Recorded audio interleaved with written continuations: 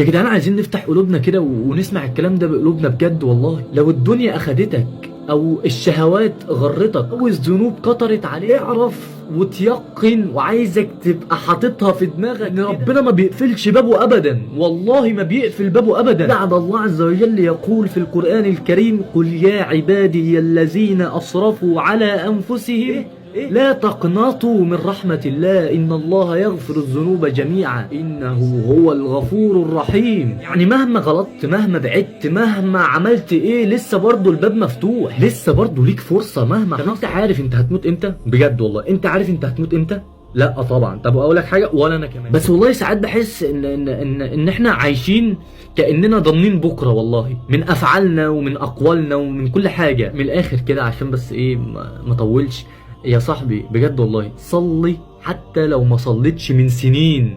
ايوه زي ما سمعت، صلي حتى لو ما صليتش من سنين. ربنا مستنيك اللي انت ترجع له، لان ربنا ما قفلش الباب، باب الرجوع مفتوح، بس في وقت ممكن يتقفل وربي ما هيتفتح تاني. يا صاحبي اقرأ القرآن حتى لو ناسي حروفه، اقرأ القرآن حتى لو ما بتقدرش تجمع كلمتين على بعض وبتستهج كده اللي انت مش قادر تقرأ الكلمة، اقرأ القرآن، اقرأ بس والله في ثواني. ارجع لربنا حتى لو انت مليان ذنوب، ارجع لربنا حتى لو انت مليان ذنوب.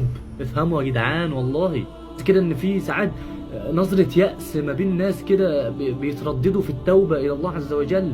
هو انا ربنا هيغفر لي؟ انت بتقول ايه يا ابني؟ انت بتقول انت لسه والله بجد انت ما تعرفش حاجه، انت غلبان، انت يعني ايه؟ لا ارجع يا عم، ارجع وما تترددش، ما تخليش الشيطان يضحك عليك ويوقفك في الطريق ويرجعك. ارجع، روح، اقبل، ربنا مش هيردك. اوعى تستنى بكره، اوعى تستنى بكره وتقول بكره هتوب، يمكن بكره اللي انت بتفكر فيه ما يجيش اصلا. خلي النهارده خليها البدايه مع ربنا بركعتين توبه كده، ويا رب انا خلاص رجعت لك، خلاص خلصت، تسيب كل حاجه بقى بعديها. اللي خلقك مش ناسيك وحاسس بيك في كل لحظه في يومك وفي حياتك، بس انت ارجع له بقى عشان يخفف بقى الدنيا عليك ويخفف من عليك شويه. ارجع، دي مش صدفه اللي انت بتسمع الكلام ده دلوقتي. رجوعك لربنا هو اعظم اختيار انت هتاخده في حياتك.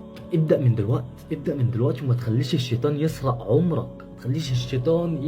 عمرك، فبس كده.